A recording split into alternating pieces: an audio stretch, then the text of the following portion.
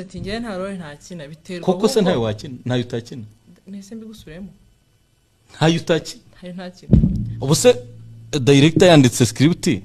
agashyiramo role yo kuryamana n'umusore live kuri kamera wayikina niba uri buce kuri Netflix icyo kintu ikintu kiri mu mpindura ubuzima yego nzambara ubuzange kuri Netflix ngoremo ugakina agusubwo ngubwire gute ba umuntu arajazanye filime nshyashya harimo role yo mukobwa usa na Natasha agiye kuryamana n'umusore karacamo wenda amasegonda ngaye simbizi igaca kuri Netflix wayikina bisari giye mutareba kuri Netflix mukabona ibintu nk'ibyo mugani none se kaze usko fashike reka nkubaze abanyarwanda bakunda movie bafite ama Netflix